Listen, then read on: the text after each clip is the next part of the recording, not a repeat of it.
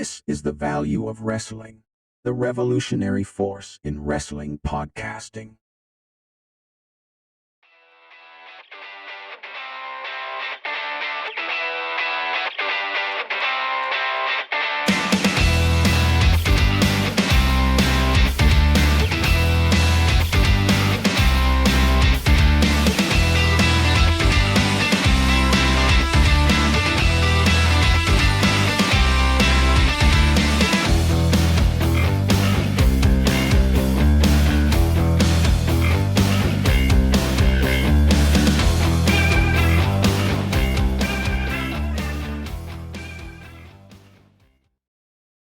Oh, you didn't know? You better call somebody, let somebody know. I'm the Big Time. This is the Big Tyme Rants episode, what is going to be 82, right here on the Value Wrestling, right here on YouTube. Big Tyme Rants. Not a whole lot going on. We are on Tuesday, April 2nd. We are now into the second day of what is WrestleMania week, leading up to WrestleMania 40. A busy, busy week. Lots of stuff going on. Lots of content to get out to you. Not a lot of major breaking news at this point, but it seems the holdover and the biggest talk across the wrestling universe, good, bad, or otherwise, has been the CM Punk news. CM Punk doing an interview with Ariel Helwani on the MMA Hour yesterday. I briefly talked about that last night, but I mean, the fallout still seems to be reflective.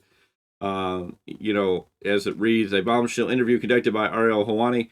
Today, CM Punk addressed his return to WWE, his departure from AEW, various other topics, shedding light on recent controversies and providing insight into his professional journey. Now, we know that CM Punk told Tony Khan that this wasn't, or said not to Tony Khan, but in general, he didn't see AEW as a business. And then suddenly, Tony Khan releasing about 10 superstars. A lot of people reporting this as a massive release or some big release. And we here at Value Wrestling don't want to see anybody get released from their job or somebody lose their job. But we have to look at the people who were released. Were they, a big part of the project? Were they adding anything to the project? Did they serve a purpose on the project? And as a business, you have to look at those. We have to be realistic in those senses. We wish the best for everybody who has lost it and think there's some talent there that'll definitely be able to come back, find work other places, and hopefully be able to move on and be able to make money in the professional wrestling business. It's just not going to be with AEW, and that's perfectly fine. But, there were some releases yesterday. A lot of people are saying this is because of CM Punk. Other people are just saying, well, Tony was just doing it. It was a weird time and a weird place. And for the first time that AEW had ever released anybody, had ever have done mass releases like that, it's definitely something new. We know that Punk talked about Jack Perry and the back and forth issues with them. The sources within AEW revealed Fightful Select that the issues stem not solely from Punk's suggestions use of glass in their match, but rather from their public recounting of the disagreement to the media and talent.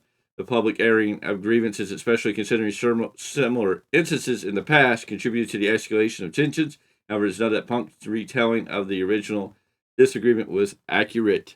And Punk talked about choking out Perry. And there's reports of people saying that, Perry slipped out of it. Well, if Perry would have slipped out of it, then why did Punk and Joe both say they had to kind of diffuse the situation, that Joe got involved? Does he escalate the situation if Perry had escaped? So it's very interesting in that situation. Various WWE reactions among talent varied, while some anticipated Punk addressing AEW-related questions despite NDAs in place.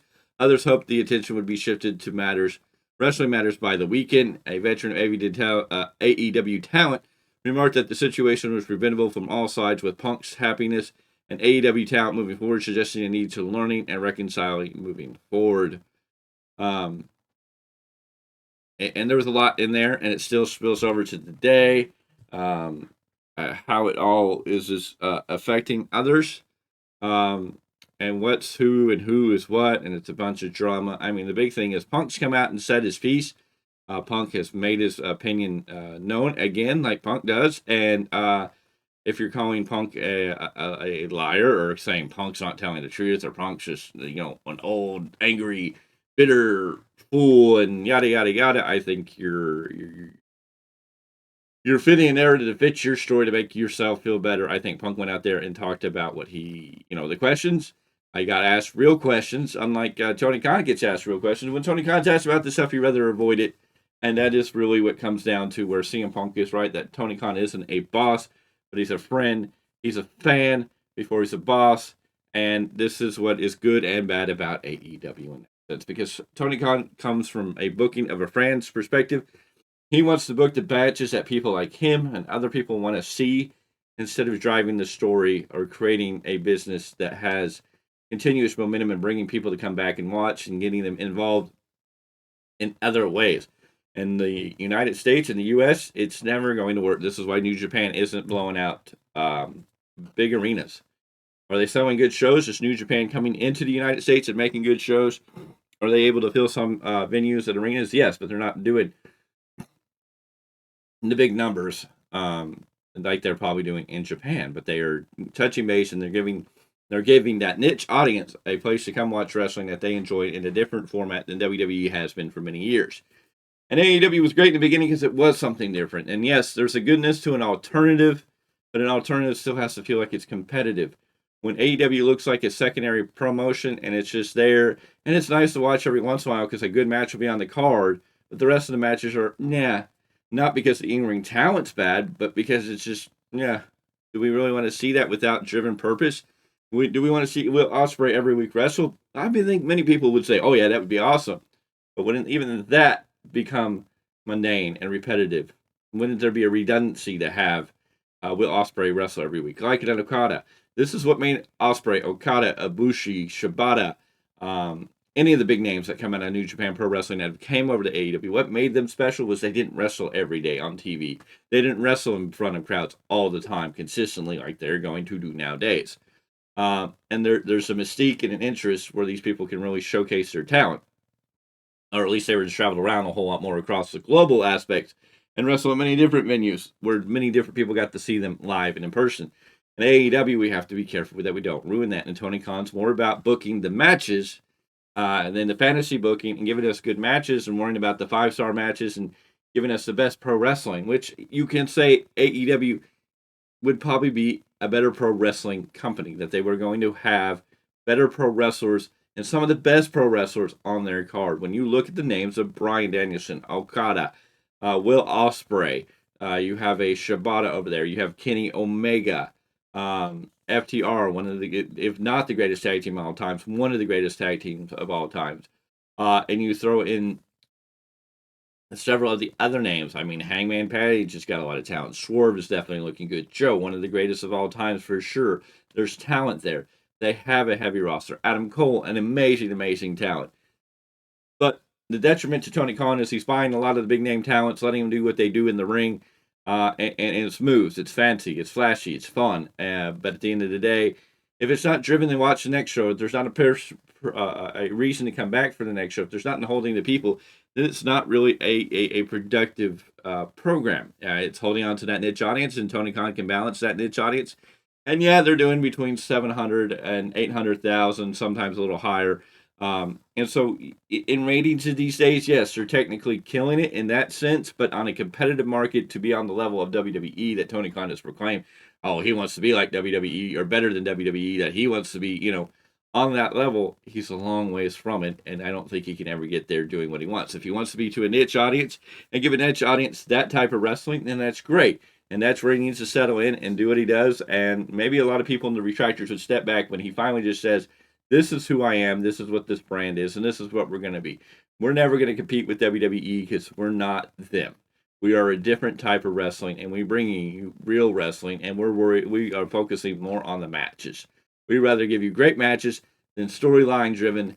We're more worried about giving fans what they want to see than necessarily driving in the casual fans. If this is what Tony Khan is and wants, and this is what Tony Khan's happy with, then he should come out and say that, and we can live with it. And maybe we'll a lot of people would step back and say, well, when you don't give us storylines, you don't give us a purpose to watch next week. When you put these people in these matches and just throw it together to see it stick on the wall, and we're just supposed to digest and say, okay, that's cool. Well, in that moment, some of these matches are great. Yes, 5-star matches. Congratulations, Tony Khan. You could book the most 5-star matches, but in long term of booking, that is not going to sustain you. And when you run out of all these people to face one another, then what? And again, you're also not breeding or creating homegrown talent. You're buying names. You seem to be more focused on buying the names than bringing up homegrown talent. MJF kind of got through the woodwork, and mostly because MJF did it on his own. But you have heavily dropped the ball on MJF since he's been out on injury. I get he's injured, he needs to rehab, but you have not created any storyline. You haven't maintained the bidding war 2024. Why aren't you talking about that? Why aren't you talking about that? Why is Adam Cole not talking about the devil and what will happen if MJF ever came back to AEW and why he's better and how he ridded the world of MJF? And why is it MJF making some type of statement, whether it's from home, a vignette on the road? You're not keeping MJF's names fresh. Yes, when MJF comes back to AEW and pops up, it'll be a big pop. But a lot of the momentum and a lot of the stuff that MJF had going for him before is slowly dying. It's slowly becoming, okay, it's being forgotten. People in American wrestling, and I'm sorry, it's a fact, we all have short-term memory in a sense. It's kind of like we can hold on to something for a little while, but once we get to another point and we're looking at something else and we're watching other things, not necessarily that we're going to forget MJF, but it's just that hot ride he was on, that high, is not going to have that same flavor if it goes on too long. Right now, you could probably bring him back at Dynasty and he'd still be very popular. But really, where does he fit into everything? And Adam Cole not being, healed, but still being on TV. Why can't we get MJF in that same form? This is one of your biggest stars, one of your biggest names, one of your biggest sellers. And it seems you're missing the buck. And if the rumors are true, and again, these are rumors that are circulating, nothing has come out of major wrestling news reports to state this as fact. So nobody on the higher end of the wrestling echelon, I haven't heard Meltzer or Sean Ross Sapp or Brian Alvarez or any of these super names that we're going to give credit to say they're the higher end. Whether they're not, they are or they're not. They're kind of the ones that most people are going to go to see what they're saying. But there's been no reports that MJF has officially joined WWE. Now, it is speculative, and it's being put out there that by many different sources that MJF has signed with WWE. Could it happen? Anything can happen in the world of professional wrestling. At the end of the day, I mean, if MJF left AEW and he's signing with WWE, that's a huge. It's going to be a huge blow to AEW. And AEW doesn't have much of a homegrown talent base. They tried to build Wardlow. They flushed that down the toilet. Darby Allin is great, but is he ever really going to be on that main event level? Is he ever going to be a world champion? Aside from the fact that you may be a diehard fan for Darby Allin, that you love Darby Allin, that you want to see that, let's look at it realistically. Is Darby Allin really going to be featured in that main event spot? I mean, he's like to John Moxley and Jeff Hardy and these guys who have won that title. It could happen. Yes, anything's possible in wrestling. But at the end of the day, is Darby Allin really that guy? Is he going to be the face of the company? Is he going to carry that belt for a period of time as a successful champion? Would he become a champion for a short time? Probably. There might be a chance he'd become world heavyweight champion for a brief interim period, but I don't know if he's ever going to be the man that's going to be the face of the company at the end of the day. It's not a Punk problem. This is a Jack Perry problem. This is a snot-nosed kid problem. This is a punk-ass kid problem, and I believe every single word that Punk is saying about Jack Perry because I had my own incident with Jack Perry in England a year ago, and there wasn't really an incident. Wasn't really an incident because there was an incident. Jack Perry wouldn't be around anymore. Jack Perry came off to me as a very disrespectful young wrestler, and this came from Bully Ray about Jungle Boy Jack Perry. Jungle Boy seems to have a history of being controversial, causing issues in the backstage areas. He's over in New Japan, seems to be doing great things, making moves. So we're going to have to see how that pans out in the long run. But I think a lot of people, in a lot of ways, people are giving hate to CM Punk when CM Punk went out here, had an interview, said what he said. And people just want to hate on it to hate on it. And, Punk don't care. And Punk isn't going to care. But I'm going to tell you, I think, yes, I'm a Punk fan. I'm going to let him say his piece. Do I think Punk may have been able to handle himself better I think if he steps back, and I think he even said that if he would have stepped back and looked at it in different ways and through a different mindset, he probably would have handled this differently. And that's all I can say is Punk maybe could have made some differences, maybe looked at it just a different way. But we didn't get that. We got what we got. And at the end of the day, here we are. And now we have Punk in WWE. He seems to be very happy, very excited to be here. He looks hungry to get back in the ring and heal from his injury. And that's all we can hope for, is that we get the best Punk in the ring. The thank you AEW is great. I know that's trending heavily after the Punk interview. The end of the day, there's going to be WWE people, there's going to be AEW people, and there's going to be a lot of people in the middle who want to see both companies succeed, be profitable, and be good, and bring the best out in one another. And that's my biggest claim. Tony Khan, if you want to be on the level of WWE, then let's get to that level of WWE. Let's get serious. Let's bring in the people that can make that happen so you can be on that level, so both companies get better. Let's end the bitterness, let's end the feud, and let's work together and let's push forward. And I'm not saying like they need a Forbidden Door show or cross promotion, but I'm thinking it's like if we end the feud and focus on creating good wrestling products on both ends and pushing the envelope, we can get back into a real true time period like an Attitude Era when WCW and WWE were competing. We can step away from ratings because, yes, the ratings are different than they used to be, and it's true. But when you look at attendance for AEW, and they're not going in the smaller venues, but what are they doing to get people to want to come to that arena? That's the biggest key, and that's what they're missing out on. And people who are like this, AEW is a way better promotion. Why would anyone hate on AEW for better wrestlers, better matches? Come on, man. You can have the best wrestlers and you can have great matches, but if you don't have what keeps the fans involved or tuning in or what excites them, if you don't have good storylines that bring you to go, what's next? Why are we doing this? Where are we going? It's never going to get there. And that's the tragedy that seems to exist. And at the end of the day, it's a shame that the Tampon Bucks and Kenny Omega couldn't work together with CM Punk to make business because there was a lot of business there. At the end of the day, CM Punk quit. Tony Khan fired him. Whatever the debate is, CM Punk said he quit at All In. Then, Tony Khan terminated him. The technical term was terminated with cause. Some people are going to look at that as firing. And who knows if it wasn't a mutual agreement, like, okay, I want to let you go. And Punk was like, yeah, I want to go. And they terminated his contract. The termination is not necessarily always going to be a word about, oh, you were fired. Termination means they ended that contract. They ended the agreement they had. It was terminated. Why was it terminated? We really don't know the details. And until, maybe Tony Khan steps up and shows that he has a pair and really sits down and talks about what he can talk about outside of the NDAs from Brawl Out. If he would get out there and just answer the questions and just give people his side, give the statements and tell us what it is, because Punk says he never went after Tony. He doesn't understand why Tony's out here going, I was scared for my life. It was so unsafe.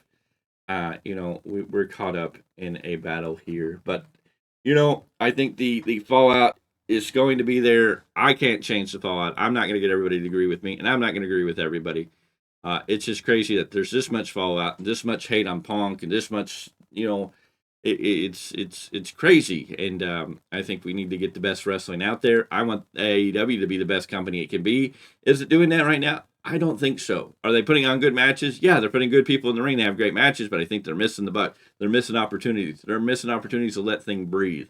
I mean, one of my favorite ideas, and I posted on Twitter, is I'd love to see the Murder Hawk Monster and Lance Archer versus Will Ospreay. I think this would be a great match, and I think you could build a slight feud out of this. I'm not saying this is going to be a long-term booking story, but at least could we get these two to cross paths and create a storyline? Could we have Jake the Snake Roberts involved with Will Ospreay and the Murder Hawk Monster? Could we have the Righteous who have been aligned with the Murder Hawk Monster?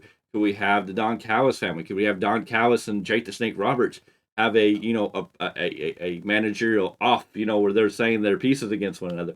I think there's a huge storyline you could build between these two factions, and seeing the Murder Hawk Monster, Lance Archer versus Will Ospreay.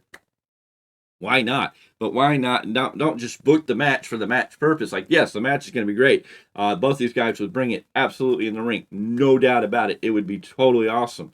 But couldn't both men benefit from a storyline that was built up to a match that might be on a pay-per-view level match, that it would be interesting to draw more fans and get fans in tune to watching these two guys, than just throwing a match together that may wind up with the Murder Hawk getting fed to Will Ospreay.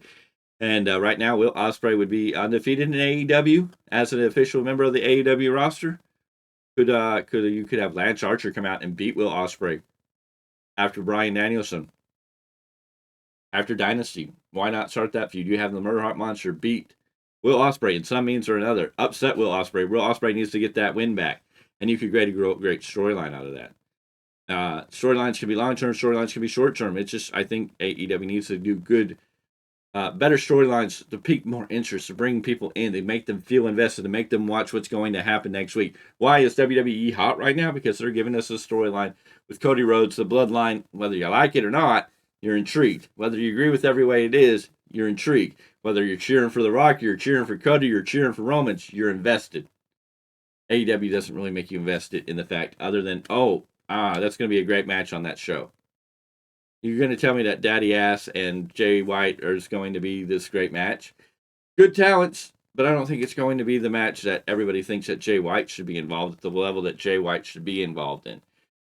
Powerhouse Hobbs and Will Ospreay, the Battle of the Wheels, as disgusting as that kind of taste is coming out of my mouth, at the end of the day, both men are going to give us a great match, and I think Will Ospreay is going to make Will Hobbs look like $1 million, but it's going to be a loss for Will Hobbs, and it's going to be a win for Will Ospreay, and it's going to be done and over, and there's not going to be anything afterwards. Like, Will Hobbs isn't going to be placed into a prominent position. He's going to be made to look like $1 million, but it's not going to be capitalized.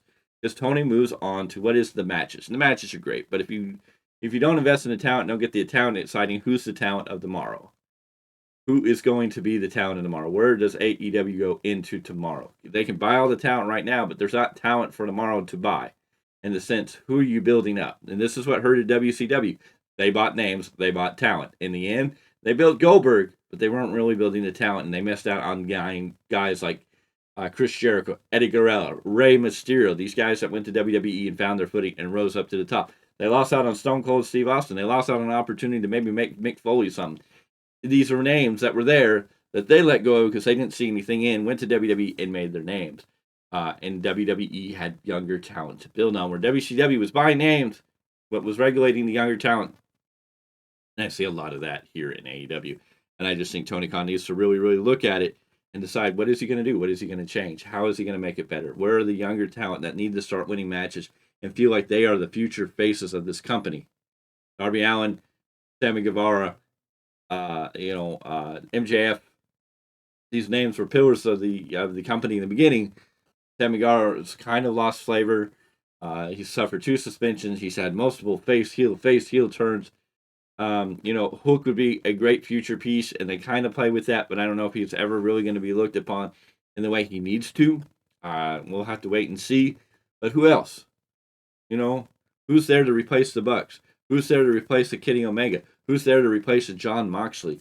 Who is the future of this company? And that's what I think Tony Khan needs to focus on and start building these stories, getting fans interested not only in the big name stars, but look at these guys, look what they can do, and look what we're going to do, and capitalize on that. Don't give a guy like a Kyle Fletcher a great match with Will Ospreay, and then the next week he's regulated to a tag team match in a tag team tournament where he looks like a fool and an idiot, and then all that momentum is just gone. Anyways, that's enough. I know this is Big Tyme Rants. We've ranted about CM Punk. I talked a lot about it yesterday. We talked a little more about it today. We just need to get better all around. But hey, CM Punk said his piece. I think we should take it at face value. If Tony Khan wants to man up and come out and do an interview, let's hear your side of it. Hey, we're a neutral side here at Value Wrestling. We'd love to interview Tony Khan. We'd love to ask Tony Khan those real questions. Dig in deep into Tony Khan's mindset. We want to understand Tony Khan. What is he thinking? Why does he do things the way he does? Come on, Tony. Let's sit down. Let's have this conversation. Let us ask the real questions. And if there's questions we're asking that you can't answer, that's one thing. But if there's questions out there that you don't want to answer, I mean, maybe we can find a way to answer those questions, or find a different way to ask those questions that maybe the answers will come out and help out everybody. It's on you, Tony. Let's fix it. Let's get better. On the Big Time. This, of course, is the Value Wrestling. This is Big Tyme Rants. I thank you for joining me. Make sure you give this a big thumbs up. Appreciate everybody who does that. Drop your comments down below. What do you think of the CM Punk interview? What do you think of AEW? What do you think the wrestling in the future should look like? What is the landscape to be? Do you agree with me? Do you disagree with me? And it's perfectly fine, because here we're not going to debate. I mean, we're happy to debate, but we're not going to judge you or condemn you based on your opinion. If you don't agree with us, that's perfectly fine. We perfectly understand that because we fully believe that difference of opinions at times make things better. I think people have to have different views, and you have to discuss it, and maybe you learn from each other a little more, and this is how you grow. So always feel free to drop your comments down below. If you're new here, please hit that subscribe button. We are on a march to 1,000. We got a lot of things that we're going to do when we hit 1,000, so get ready for that. Be here for that. 1,000 is what our subscribers step is next. We appreciate you each and every time for being here. Ring that bell for notifications. I'm going to get out of here and let it be. This has been another episode of Big Tyme Rants. I will see you on the next one.